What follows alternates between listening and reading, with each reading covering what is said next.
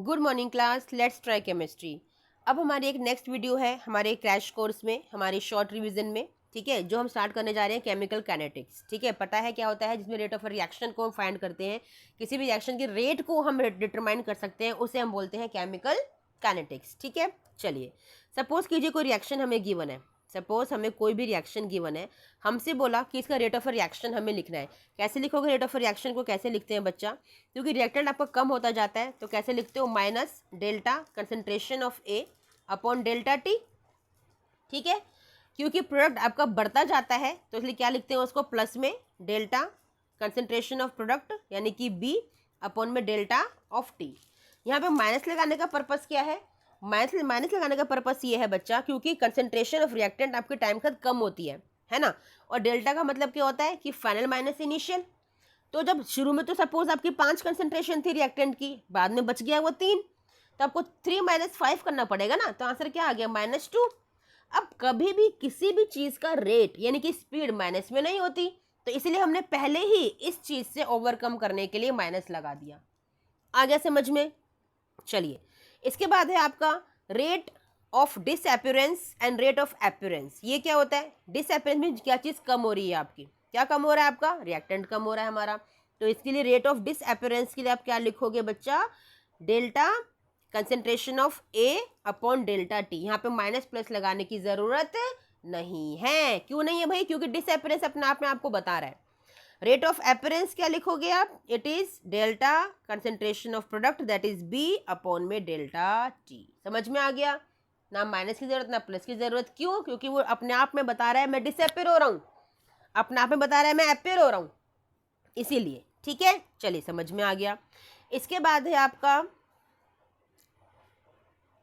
इसके बाद है बच्चा आपका डिफरेंशियल रेट इक्वेशन। उसे कैसे लिखते हैं हम लोग? डिफरेंशियल रेट इक्वेशन को कैसे लिखते हैं? Rate of reaction that is minus D, small D से। स्मॉल डी का क्या मतलब है बच्चा, कि मेरी रिएक्शन ये चल रही है। ठीक है, तो मैं स्मॉल स्मॉल स्टेप पे जब अपनी रिएक्शन का रेट फाइंड करूंगी तो इसे बोलेंगे डी। स्मॉल टाइम में मैंने अपनी रेट ऑफ रिएक्शन को फाइंड किया। ठीक है, तो इट इज डी यानी कि स्मॉल स्मॉल इंटरवल में। ठीक है, और इसी का हम क्या करेंगे, इंटीग्रेशन करेंगे फाइंड करने के लिए, क्या, इंटीग्रेटेड रेट इक्वेशन। समझ में आ गया? यानी कि rate of reaction differential rate equation की फॉर्म में कैसे लिखा जाएगा, minus D upon D T. और प्रोडक्ट के लिए कैसे लिखा जाएगा, प्लस का D B upon D T. समझ में आ गया? क्योंकि डी मतलब स्मॉल स्मॉल टाइम पे, स्मॉल स्मॉल इंटरवल पे रिएक्शन को देखना है। भाई बहुत लंबी रिएक्शन है मेरी चल रही है, मुझे फाइंड करना है in between the time, in between the reaction, कि कितना प्रोडक्ट मेरा फॉर्म हो गया। ठीक है, कितना बचा है, तो उसे बोलते हैं डिफरेंशियल रेट इक्वेशन। आया समझ में बच्चा? ठीक है, आया। चलिए, अब है आपका रेट लो एक्सप्रेशन। रेट लो एक्सप्रेशन कैसे लिखोगे? सपोज कीजिए यही आपको दे रखा है, तो रेट लो एक्सप्रेशन के लिए स्मॉल आर लिखते हैं, एक रेट कांस्टेंट लिखा जाएगा। ठीक है, यहाँ पे कंसंट्रेशन ऑफ ए आएगी, क्योंकि जो रिएक्टेंट है उसकी कंसंट्रेशन लिखते हैं। It's a rate low expression. ठीक है, सपोज कीजिए यहाँ पे एन आपको दे रखा है, तो ए टू द पावर क्या आ जाएगी, एन आ जाएगी। लेकिन किस केस में? Only in elementary reactions. Only in elementary reactions के केस में बच्चा जो स्टोशियोमेट्री होती है वो क्या बन जाती है, पावर बन जाती है। और इस पावर को हम लोग क्या बोलते हैं, ऑर्डर बोलते हैं। समझ में आया? सपोज कीजिए यहाँ पे आपको एक और दे रखा था एन बी, तो कैसे लिखते हैं आप, K A to the power N.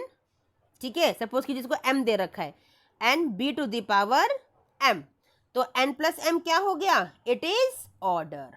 Got my point?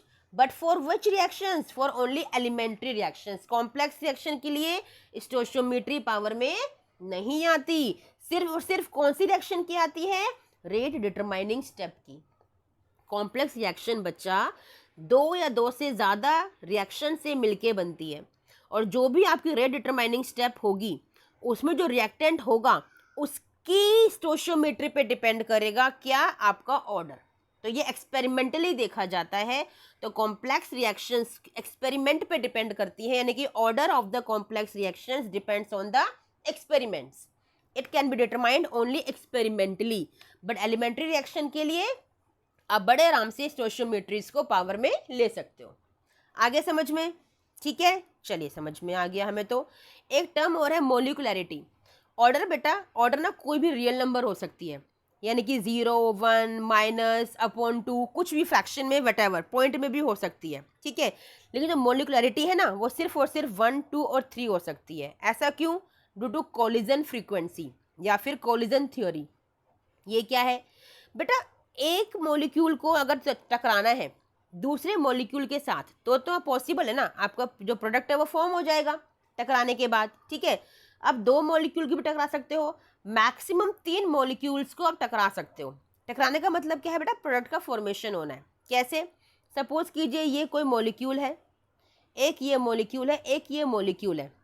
2-3 चीज़ें होती हैं जो इन्हें रिस्ट्रिक्ट करती हैं प्रोडक्ट के फॉर्मेशन के लिए। कैसे? इनका एक तो ओरिएंटेशन बैरियर।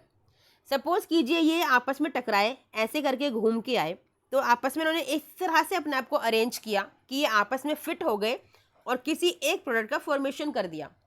लेकिन अगर 4 आपने रख दिए तो इनका ओरिएंटेशन ना आपस में फिट नहीं हो पाएगा, यानी कि ये आपस में रिएक्शन नहीं कर पाएंगे, जिसकी वजह से यहाँ पे कुछ नहीं बन पाएगा। इसलिए मैक्सिमम से मैक्सिमम 1 रिएक्टेंट या 2 या फिर 3 रिएक्टेंट ही कंबाइन होकर एक पर्टिकुलर अच्छे वाले प्रोडक्ट का फॉर्मेशन कर सकते हैं। तो मोलिकुलैरिटी मीन्स नंबर ऑफ मॉलिक्यूल्स, कितने नंबर ऑफ मॉलिक्यूल्स कंबाइन कर सकते हैं? ओनली 1, 2 या फिर 3। तो molecularity can be only 1, 2 and 3। Difference आता है क्वेश्चन में, एग्जाम में, difference between order and molecularity. Order can be any real number, can be negative, fraction, positive, decimal, but molecularity can be only positive and 1, 2 and 3 value can be only, and order can be 0। आगे समझिए बच्चा, आ गया। order can be find for elementary and complex reactions but molecularity can be find only for elementary reactions। single step reactions होती हैं बच्चा, उन्हीं की सिर्फ molecularity आप find कर सकते हो। आगे समझ में, ठीक है। चलिए अब चलते हैं इंटीग्रेटेड रेट इक्वेशंस पे। सबसे पहले चलते हैं zero order reaction. Important, zero and first both important, और इन दोनों में कहूं तो फर्स्ट इंपॉर्टेंट, ठीक है। चलिए कोई रिएक्शन दे रखी है A2B, ठीक है ना। आपको रेट लो एक्सप्रेशन लिखना है, rate law is equal to K A⁴ क्या 0। भाई दे रखा है जीरो ऑर्डर तो पावर 0 आ गई अपने आप से। अब जिसकी पावर 0 है तो उसकी वैल्यू तो 1 होती है, तो रेट लो किसके इक्वल आ गया? K के इक्वल आ गया, है ना। रेट ऑफ रिएक्शन का एक्सप्रेशन लिखिए इसके लिए, रिएक्टेंट के लिए क्या हो जाएगा? -dA/dt, है ना। इन दोनों को इक्वेट कर दो, -dA/dt इक्वल टू K, ठीक है। समझ में आया? यहाँ पे -dA इक्वल टू KdT लिख लो, ठीक है। अब क्या करो, इसका इंटीग्रेशन ले लो। इंटीग्रेशन कहाँ से लोगे? इंटीग्रेशन लोगे इनिशियली सपोज कीजिए, लिमिट आपको सेट करनी है ना। सपोज कीजिए at time 0 initial concentration of A was A0 और B की कंसंट्रेशन क्या थी? 0। अभी बनाई नहीं है आपका product. At time T A0 जब A है उसकी कंसंट्रेशन क्या हो गई होगी? A हो गई होगी, और ये कितना बना होगा? ये भी A बन गया होगा, समझ रहे हो। तो A की लिमिट कहाँ से कहाँ तक जाएगी? A की लिमिट जाएगी आपकी A0 से लेकर A तक। A0 क्या? इनिशियल से फाइनल तक लिमिट जाती है। ऐसी टाइम की जाएगी, टाइम 0 से लेकर टाइम T तक, है ना। टाइम 0 से लेकर टाइम T तक, समझ में आ गया। अब इस इंटीग्रेशन को हमें सॉल्व करना है बच्चा। आपको आता है, आपने मैथ्स में किया है इंटीग्रेशन, ठीक है। dA की वैल्यू क्या होती है? Only A। जब dA का इंटीग्रेशन लोगे तो A हो जाएगा। लिमिट क्या है आपकी? A0 से लेकर A तक, ठीक है, इक्वल K dt का आंसर क्या होगा? T। लिमिट हो गई 0 से लेकर T तक, समझ में आ गया। अब इसको 1 बाय 1 लिमिट्स को भरना है। A की जगह पहले A लिखोगे तो क्या आ गया? A। फिर A की जगह क्या लिखोगे? A0, तो A माइनस A0, ठीक है। बीच में माइनस लगाते हैं बच्चा, ओके। चलिए इतना समझ में आपको आ गया। अब K तो बाहर आ गया, T में एक बार T भरोगे और T में फिर क्या भरोगे? 0 भरोगे, ठीक है। तो सॉल्व करिए, क्या आ गया आपका? ये A0 माइनस A, सॉल्व कर लो, माइनस माइनस प्लस कर दिया मैंने। A0 minus A equal to KT, ठीक है। या फिर ऐसे करो ना, कंफ्यूज मत करो अपने आप को, इस माइनस को यहाँ पे ले जाओ और यहाँ पे A माइनस A0 ही रखो, ठीक है। अब देखो दिक्कत नहीं है, ठीक है। अब देखो इसको क्या करो, इसको कन्वर्ट कर लो बच्चा, a is equal to A naught minus K T. समझ में आया? ठीक है। अब देखो ये आपको कोई इक्वेशन दिख रही है, ये आपको स्ट्रेट लाइन की इक्वेशन दिख रही होगी बच्चा, दिख रही है स्ट्रेट लाइन की इक्वेशन, है ना? It is y it is equal to M X plus C, दिख रहा है ना? दिख रहा है ना बच्चा? ठीक है, तो देखो ग्राफ बन जाएगा आपका, y एक्सिस पे क्या आएगा, ए क्या आपकी कंसेंट्रेशन, सॉरी y एक्सिस तो यहाँ पे है, कंसेंट्रेशन आ गई आपकी, ठीक है ना? और x एक्सिस पे क्या है, t, यानी कि टाइम और कंसेंट्रेशन के बीच में ग्राफ बनेगा। अब देखो स्लोप क्या आपका नेगेटिव है, तो नेगेटिव स्लोप तो यहाँ से आएगा, है ना? इंटरसेप्ट क्या है आपका, ए नॉट, और स्लोप क्या है आपका माइनस के, यानी कि जो ये थीटा बनेगा एंगल, यानी कि जो एम एंगल बनेगा टेन थीटा, वो किसके इक्वल हो गया, माइनस के। तो यही से एग्जाम में क्वेश्चन आता है बच्चा कि इंटरसेप्ट क्या है और आपका स्लोप क्या है। आगे समझ में? ये था जीरो ऑर्डर रिएक्शन के लिए। यहाँ से ग्राफ बहुत तरह से बनता है बच्चा, ग्राफ बहुत तरह से बनता है। स्टार्टिंग में आपने देखा था ना, जब मैंने आपको एक एक्सप्रेशन लिख के दिखाया था, मैंने कहा था कि जो रेट एक्सप्रेशन है, रेट लो है, वो के इक्वल हो गया। तो आप देख रहे हो रेट लो आपका डिपेंड ही नहीं कर रहा है कंसंट्रेशन पे, सिर्फ रेट कांस्टेंट पे डिपेंड कर रहा है। क्यों? क्योंकि ए टू द पावर 0 था ना, ये तो 1 हो गया था, तो रेट लो डिपेंड ही नहीं कर रहा था कंसंट्रेशन पे। तो यहाँ से भी ग्राफ बनाने को आता है आपका रेट और के बीच में, तो ये क्या हो गया, ये तो आपका डायरेक्टली डिपेंड करेगा ना इस तरह से, लेकिन अगर रेट और कंसंट्रेशन के बीच में ग्राफ आ जाए तो इंडिपेंडेंट। आगे समझ में? ठीक है, ऐसे बहुत सारे ग्राफ्स बनते हैं बच्चा। ठीक है, अब है, अभी हमने एक्सप्रेशन क्या निकाला था, a is equal to A naught minus K T. अब आता है हाफ लाइफ। हाफ लाइफ के लिए क्या करोगे, half life means be in between, आधा टाइम हो गया आपका। आधा टाइम में क्या हो जाएगा, जो a है वो आपका ए नॉट अपॉन 2 हो गया, है ना, equal to A naught minus K T, क्या हो गया आपका हाफ। हम आधे टाइम की बात कर रहे हैं, हम हाफ लाइफ की बात कर रहे हैं। सॉल्व करो, A naught upon 2 minus A equal to minus K T half.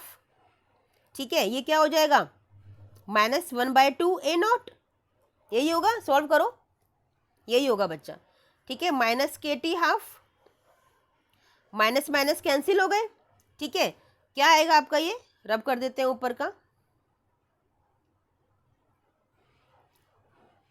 यह आ गया आपका K T half equal to A naught by 2। ठीक है, तो टी हाफ क्या आ गया आपका, A naught by 2k। Important, very important है हाफ लाइफ का रिलेशन बच्चा, बहुत सारे न्यूमेरिकल सॉल्व होते हैं यहाँ से।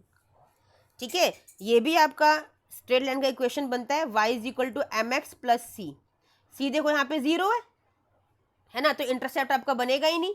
आपका y एक्सिस पे क्या है, हाफ लाइफ, t क्या है, सॉरी x एक्सिस पे क्या है आपका, आप ले लो ए नॉट, इनिशियल कंसंट्रेशन के बीच में बना लो, तो इंटरसेप्ट तो 0 हो गया आपका, तो कैसे बनेगा, यहाँ से इस तरह से स्ट्रेट लाइन जाएगा।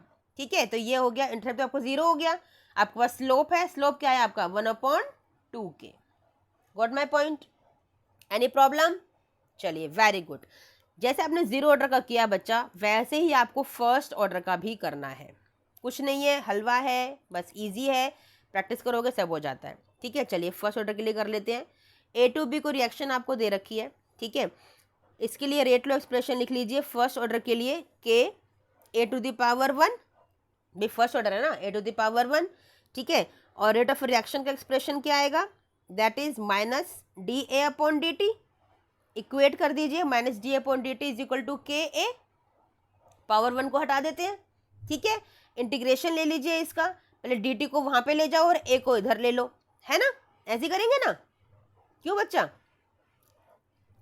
Minus D A upon A equal to K D T, है ना, आसान है ना बच्चा। ठीक है, अब ले लीजिए इंटीग्रेशन, इंटीग्रेट कर लो। ठीक है, क्या होगा, देखो जब इस तरह से लॉग, जब ये ऐसा एक्सप्रेशन आता है ना इंटीग्रेशन, तो इसका आंसर क्या होता है, log A, it is natural log ए।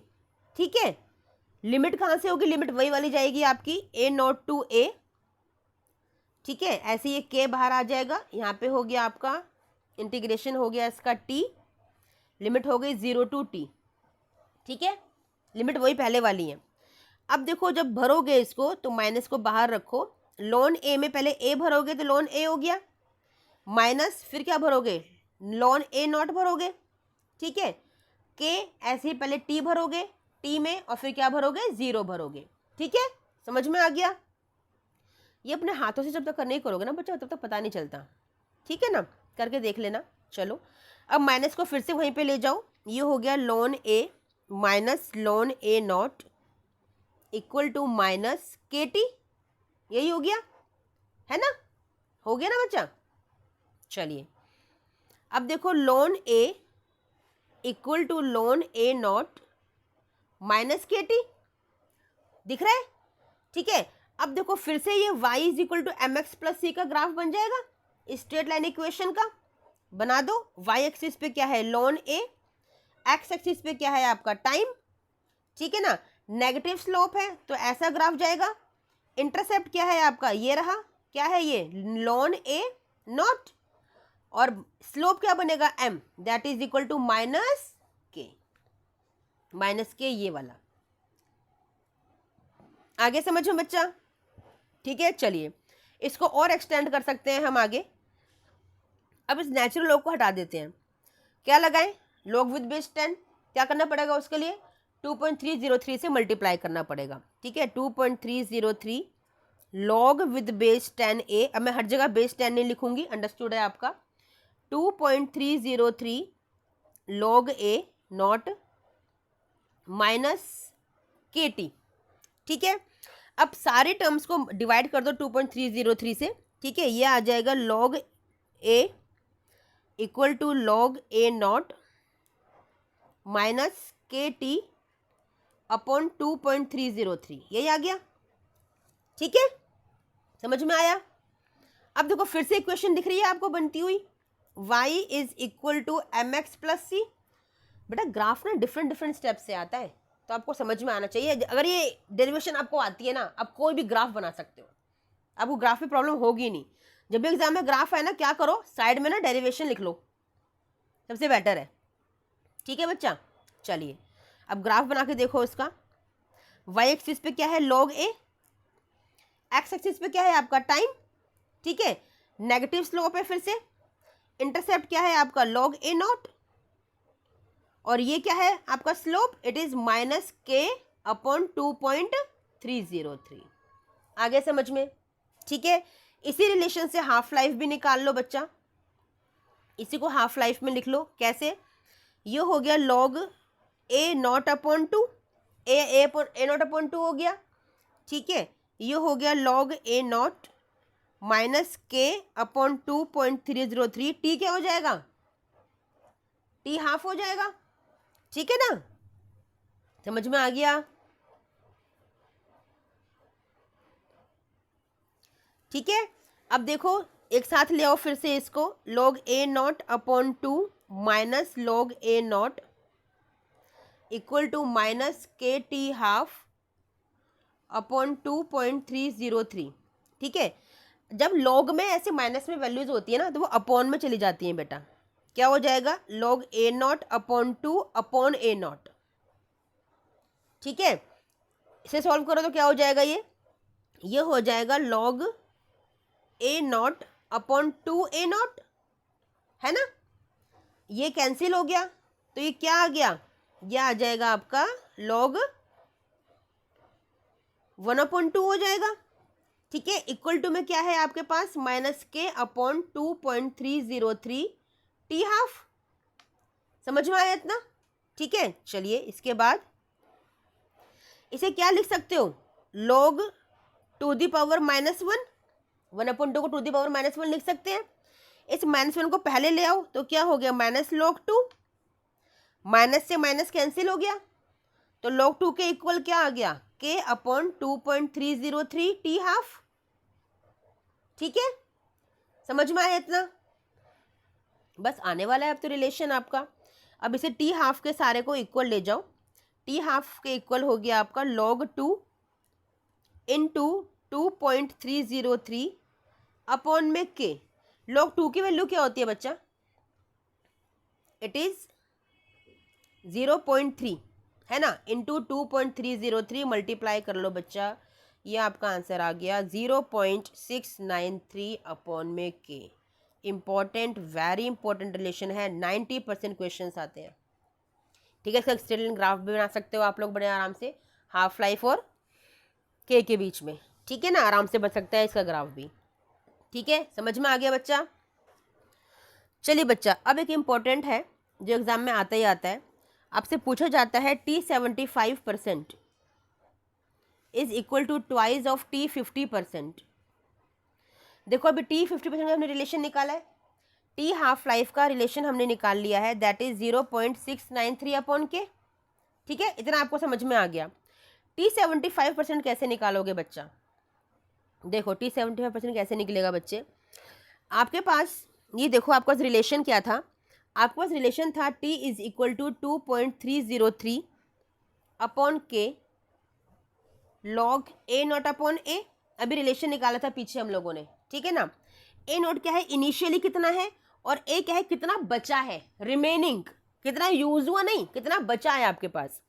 तो T50% हमने निकाल के देखा था, जिसमें T50% में हमने क्या लिखा था, ए नॉट की जगह क्या लिखा था हमने, ए नॉट अपॉन 2, ये लिखा था ना हम लोगों ने। मतलब कि इनिशियली कितना था, देखो बच्चा समझ लो, T50% is equal to 2.303 upon में के लॉग, इनिशियली कितना था 100, बचा कितना 50, क्योंकि हम निकाल रहे हैं T50%, तो ये कितना आएगा लॉग 2, लॉग 2 आ गया। लॉग 2 को क्या वैल्यू थी, लॉग 2 की 0.3 वैल्यू थी, 0.3 को मल्टीप्लाई करोगे 2.303 से तो क्या आ गया था, 0.693 आ गया था, और अपॉन में के, ऐसे करके हमने T50% निकाल लिया था। अब ऐसे ही सिमिलर तरीके से हमें निकालना है T75%, सिमिलर तरीके से निकालना है T75%। कैसे निकालोगे 75%? भाई इनिशियली कितना था 100, बचा कितना 25, कितना बचा 25, क्योंकि 75% यूज हो चुका है। हम किस टाइम पे निकाल रहे हैं भाई, 50% पे निकाला था, जितनी कंप्लीट हो गई थी, अब निकाल रहे 75 कंप्लीशन पे, तो कितनी बची रिएक्शन, 25% बची है, तो नीचे क्या आएगा, रिमेनिंग, यानी कि 25%। आगे समझ में?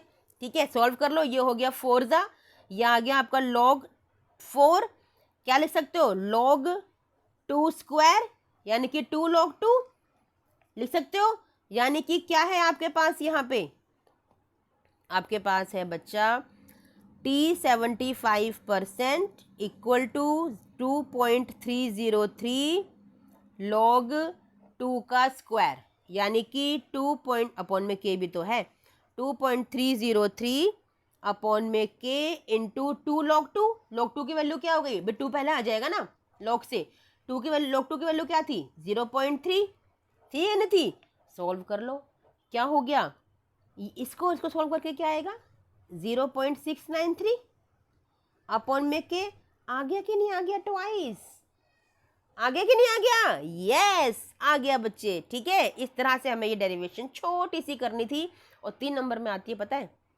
3 नंबर में आती है, मजेदार है। ठीक है, चलिए एक और क्वेश्चन आता है एग्जाम में, T99.9% equal to 10 times of T50%। T50% निकालना आपको आ गया, T99% निकाल लेते हैं। ठीक है, कैसे निकलेगा T99.9%, T99.9% equal to 2.303 upon में K log A naught upon A, initially कितनी है बच्चा 100, बची कितनी, ये तो सारी यूज हो गई ना, बची कितनी 0 कितनी, अरे 0.1% बच्चा, 0.1%, इतना टाइम लगता है, 0.1% बचेगी।